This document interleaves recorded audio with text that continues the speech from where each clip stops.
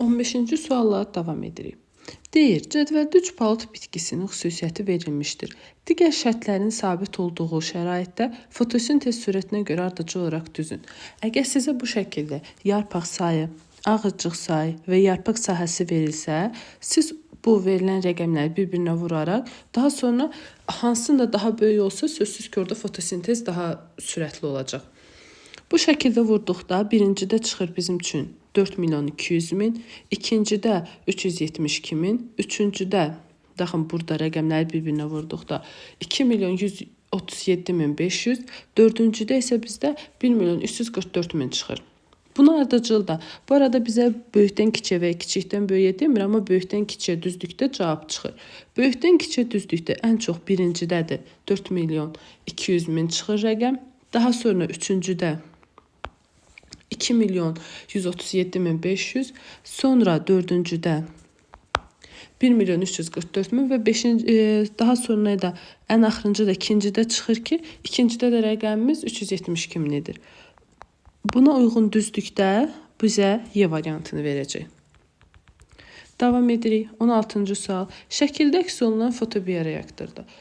Fotobioreaktorlar elm texnologiya həyat hissəsində verilmişdir kitabda. Burada nəyə işə yarayır? Avtotrof orqanizmlər yetişdirilir, fototrof orqanizmlər. Bundan da yem sənayesində və s. istifadə edirlər. Elə o cavabımız A variantıdır. Fototrof orqanizmlər yetişdirmək üçün istifadə edilən qurğudur. 17-ci sual. Şəkildə əks olunmuş yarpağın in kəsiyinə müvafiq işarələnmiş hissələrə əsasən doğru cavabları müəyyən edin. E hərfi ilə bizə dəricik, A hərfi ilə sütunvari, B ilə süngərvari, C ilə mezofil qat, mezofil. Biz bilirik ki, süngərvari və sütunvari birlikdə mezofil qat adlanır. D-dənsə bizə ağacıqları göstərmişdi. Gəlin baxaq. A variantında deyir, B hüceyrələrlə müqayisədə A hüceyrələrində fotosintez prosesi daha sürətli gedir. Bəli, biz ümumiyyətlə müqayisə etsək, ən çox A-da, o böyükdür B-dən, o da böyükdür D-dən. Fotosintez 3 hissədə gedir. Sütunvari, süngərvari, ağırcıq. Ən çox olacaq sütunvaridə, daha sonra süngərvaridə, daha sonra isə ağırcıqda. Elə A variantım doğrudur. Keçirik 18-ci suala. Çiçəkli bitkidə qrafikdə əks olanlara əsasən yanlış sayılır. Transpressiyanın intensivliyi zamandan asılı dəyişməsi göstərir. Biz görürük ki, 0 ilə x1 arasında artıb, x1, x2 arasında transpressiya zəifliyib, yenidən x2, x3 arasında isə artmışdır. Gəlin indi baxaq. Bir də deyir, 0, x1 zaman aralıqlarında yarpağın mezofil hüceyrələrində osmotik təzyiq artacaqdır. Baxın, osmotik təzyiqin artması demək, orada suyun azalması deməkdir. Su da azalıbsa, demək, bəli, transpressiya intensivliyi artıbdır ki, orada su azalıb. Birim doğrudur. Məndən yanlış istəyir deyə biri götürmürəm. 2-də x1, x2 zaman aralığında hava rütubətli olmuşdur. Bəli, transpressiya rütubətdən tərs asılıdır. Transpressiya aşağı düşürsə, demək rütubət çoxuymuş. 2-də doğrudur. x1, x2 zaman aralığında havanın temperaturu artmışdır. Baxın, x1, x2 buradır. Transpressiyanın azaldığını deyir. Havanın temperaturu artırsa, orada transpressiya da sürətləndirməlidir. Transpressiyanı bitkilər isti havalarda özlərini sərinlətmək üçün, su buxarlatmaq üçün edirlər. Daha da sürətli edirlər isti havada. Ona görə 3 səhvdir. Mənə səhv istəyir deyə götürürəm. 4-cü, x2 və x3 zaman aralığında, yəni burada yarpağın sorucu qüvvəsi artmışdır. Bəli, yarpağın suyu azalmışdır ki, bunu transpressiya edir. Baxın, x2, x3-də transpressiya artıb. Transpressiya artdığı üçün su azalıb, avtomatik də yarpağın sorucu qüvvəsi artmalıdır, su çəkməlidir. 4 düzdür, götürmürəm. 5-ci, 0x1 zaman aralığında kök təzyiqi azalmışdır. Əksinə, 0x1 aralığında transpressiya artıbsa, su bitkidə azalıb, bitkidə su azalıbsa, kök təzyiqi artacaqdır ki, bitkiyə su daxil olsun. 5-im də yanlışdır. Yanlışları istəyir deyə Y variantı. 3 və 5. 19. Bitki orqanizmində ağırcıqlar ola bilməz. Yadınızda saxlayın kökdə. Kökdə və suda yaşayan bitkilərdə biz deyirik ki, ağırcıqlar olmur. Düzgün cavab variantı D variantı. Hansı fikir doğru deyil? Bitkilərdə epidermisin bəzi hüceyrələri xaricə doğru tükçüklər adlanan çıxıntılar əmələ gətirir. Bəli, bu doğrudur. Tükçüklər bir hüceyrəli ola bilər. Bəli, bir hüceyrəli də ola bilər, çox hüceyrəli də ola bilər. Tükçüklərin hüceyrə divarı olmur. Xeyr, tükçüklər bir bitki hüceyrəsi olduğu üçün onun hüceyrə divarı da, nüvəsi də, vakuolu da bitkiyə aid strukturları ola bilir. Amma kök tükçüklərində xloroplastlar olmur. Yəni bitkiyə aid dediyim strukturlar olur, amma xloroplastları olmur bunların. Düzgün cavab variantı olacaq C variantı. Daha doğrusu səhv cavab variantı olacaq C variantı. 21. Nöqtələrin yerinə uyğun gələn sözləri yazın. Qapayıcı hüceyrələrə su daxil olduqca turqor təzyiqi artır. Yəni 1. Və nəticədə ağızcıq yarığı açılır. Əksinə, qapayıcı hüceyrələrdən su xaric olduqca turqor təzyiqi azalır və ağızcıq yarığı qapanır. 3. 1, 2, 4 və 3. A variantı.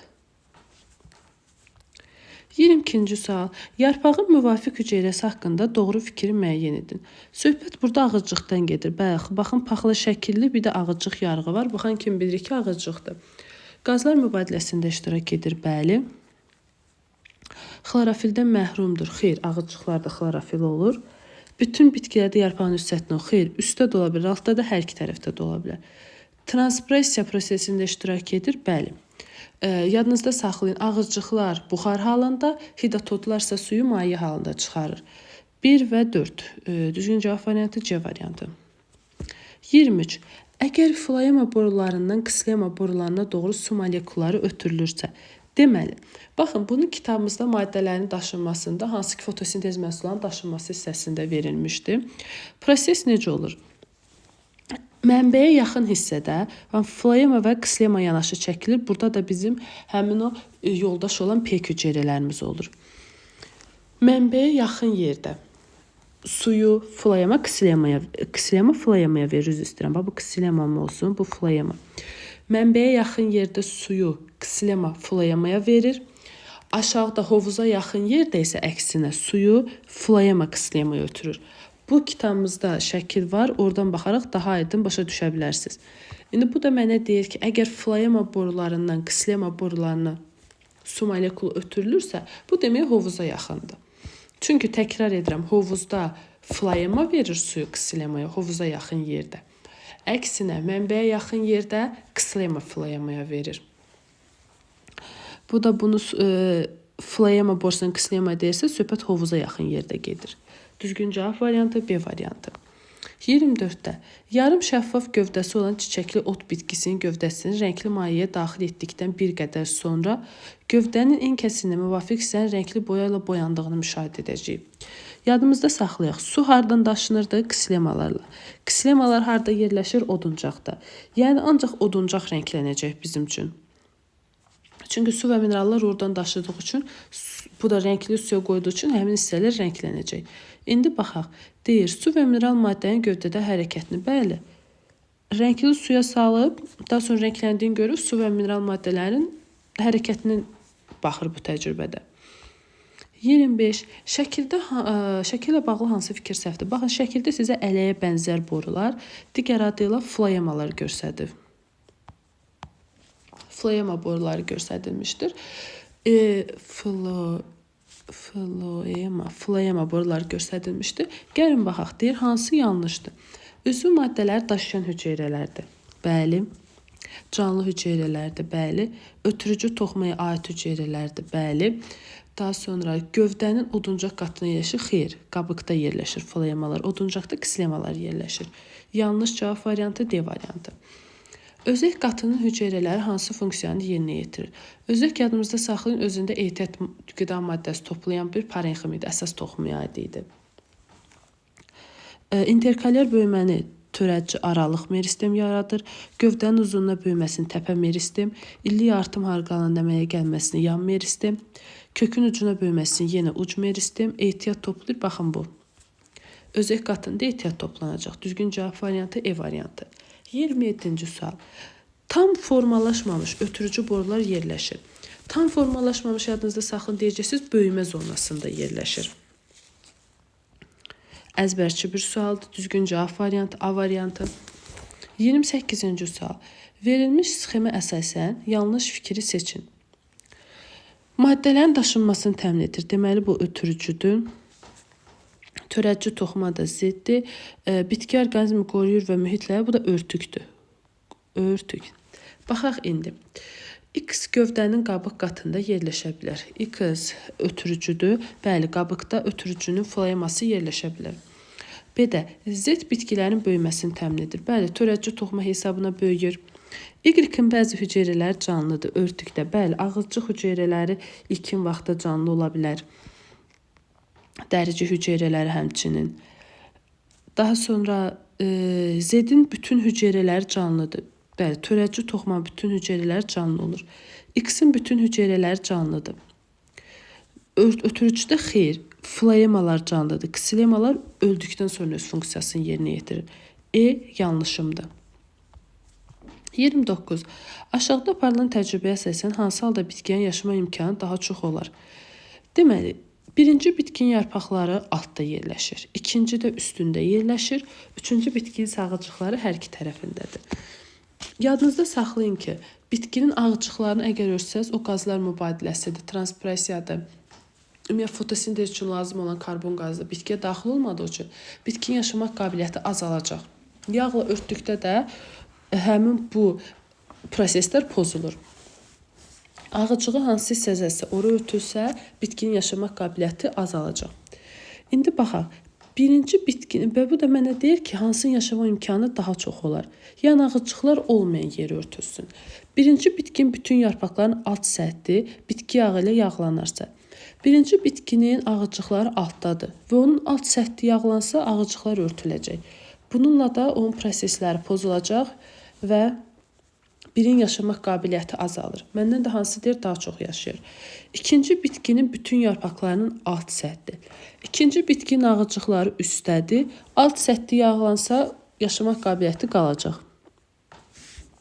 Daha sonra, üçüncü bitkinin bütün yarpaqlarının hər iki səthi. Üçüncü bitkinin ağacıqları hər iki səthində yerləşir. Hər iki səthi də yağlansa, yaşamaq qabiliyyəti azalacaq. Birinci bitkinin bütün yarpaqlarının üst səthi. Birinci bitkinin ağacıqları altdaydı.